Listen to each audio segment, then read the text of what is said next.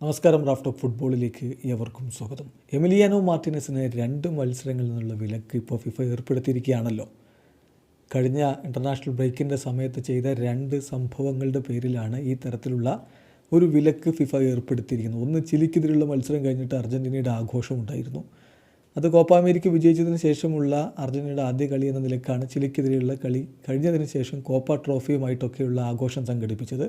അതിനിടയ്ക്ക് അദ്ദേഹം ആ ട്രോഫി വെച്ചുകൊണ്ട് മുമ്പ് വേൾഡ് കപ്പിലെ ഗോൾഡൻ ഗ്ലൗ കിട്ടിയപ്പോൾ ചെയ്ത പോലെയുള്ള ആ ഒരു ജസ്റ്റർ, ഇങ്ങനെ തൻ്റെ പ്രൈവറ്റ് പാർട്ടിനോട് ചേർത്ത് വെച്ചുകൊണ്ടുള്ള ആ ഒരു ജസ്റ്റർ കാണിച്ചു. അത് ശരിയായിട്ടുള്ള ജസ്റ്ററല്ല എന്ന് ഫിഫ പറയുന്നു. അതോടൊപ്പം തന്നെ അടുത്ത മത്സരം കൊളംബിയക്കെതിരെ അർജൻറ്റീന പൊട്ടിയിരുന്നല്ലോ. ആ പൊട്ടലിന് ശേഷം കളിക്കളം വിട്ടു പോകുമ്പോൾ ക്യാമറാമാനെതിരെ അദ്ദേഹം കയ്യേറ്റത്തിന് ശ്രമിച്ചു. അത് രണ്ടും പരിഗണിച്ചുകൊണ്ട് 2 കളികളിൽ വിലക്ക് ഫിഫ അങ്ങ് അടിച്ചു കൊടുത്തിരിക്കുകയാണ്. സ്വാഭാവികമായിട്ടും അർജൻറ്റീനയുടെ അടുത്ത 2 മത്സരങ്ങൾക്ക് അദ്ദേഹം ഇല്ലെങ്കിൽ പിന്നെ ആരായിരിക്കും ഗോൾ കീപ്പർ എന്നുള്ളൊരു ചോദ്യം ആരാധകരുടെ മനസ്സിലുണ്ട്. ലയണൽ സ്കലോനി ഇതുവരെ അവരുടെ സ്ക്വാഡ് പ്രഖ്യാപിച്ചിട്ടില്ല. ഇപ്പോൾ TYC സ്പോർട്സ് ചില സൂചനകൾ നൽകുന്നുണ്ട്. വെനിസ്വലയ്ക്കെതിരെയും ബൊളീവിയയ്ക്കെതിരെയും ഒക്ടോബർ മാസത്തിൽ നടക്കുന്ന വേൾഡ് കപ്പ് ക്വാളിഫയർ മത്സരങ്ങൾക്കായിട്ടുള്ള സ്ക്വാഡിൽ 3 ഗോൾ കീപ്പർമാർ ദിബു മാർട്ടിനസിനെ കൂടാതെ, അതായത് ദിബു പുറത്തായതുകൊണ്ട് മറ്റ് 3 ഗോൾ കീപ്പർമാരെ തന്നെ ഉൾപ്പെടുത്തും.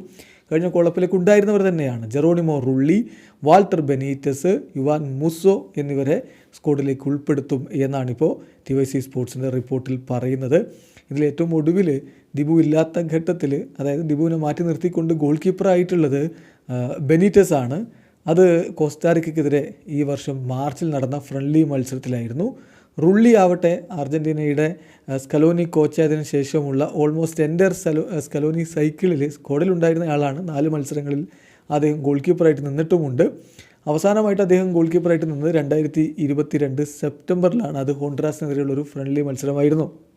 മുസോയുടെ കാര്യത്തിൽ അദ്ദേഹം അർജൻറ്റീന ദേശീയ ടീമിന് വേണ്ടിയിട്ട് അവസാനമായിട്ട് കളിക്കളത്തിലേക്ക് ഇറങ്ങി ഗോൾ കീപ്പറായിട്ട് നിന്നിട്ടുള്ളത് സെപ്റ്റംബർ 2021 അത് ബൊളീവിയയ്ക്കെതിരെ 3-0 ലാപ്പാസിൽ നടന്ന ഒരു അർജൻറ്റീന വിജയിച്ച ഒരു കളിയിലാണ്. ലാപ്പാസിലാണ് ആ കളി നടന്നിരുന്നത്. എന്തായാലും ഇപ്പോൾ ഈ 3 പേരും സ്ക്വാഡിൽ ഉണ്ടാകുമെന്ന സൂചന ലഭിക്കുന്നു. ഒരു പക്ഷേ 3-ൽ ഒരാൾ ഗോൾ കീപ്പറായിട്ട് ഉണ്ടാകുമെന്ന് പറയുമ്പോൾ അത് ആര് എന്നുള്ളത് കൃത്യമായിട്ട് TYC സ്പോർട്സ് പറയുന്നില്ലെങ്കിലും വാൾട്ടർ ബെനീറ്റസിനെ നല്ല സാധ്യത കാണുന്നു എന്ന് തന്നെയാണ് സൂചനകൾ ഒക്കെ കാണുന്നത്. അതൊക്കെ പിന്നെ നമുക്ക് സ്ക്വാഡ് പ്രഖ്യാപിച്ചതിന് ശേഷം മത്സരങ്ങൾക്ക് മുന്നോടിയായിട്ട് ട്രെയിനിങ് ക്യാമ്പിലെ വിവരങ്ങൾ പുറത്തേക്ക് വരും. അപ്പോൾ നമുക്ക് നോക്കാം. ഇപ്പോൾ ഈ 3 താരങ്ങൾ ഗോൾ കീപ്പർമാരായിട്ടുണ്ടാകും എന്നതാണ് ലഭ്യമാകുന്ന വിവരങ്ങൾ. വീഡിയോ അവസാനിക്കുന്ന ഫുട്ബോൾ ലോകത്ത് കൂടുതൽ വിശേഷങ്ങളുമായി റാഫ്റ്റ് ടോക്സ് എത്താം.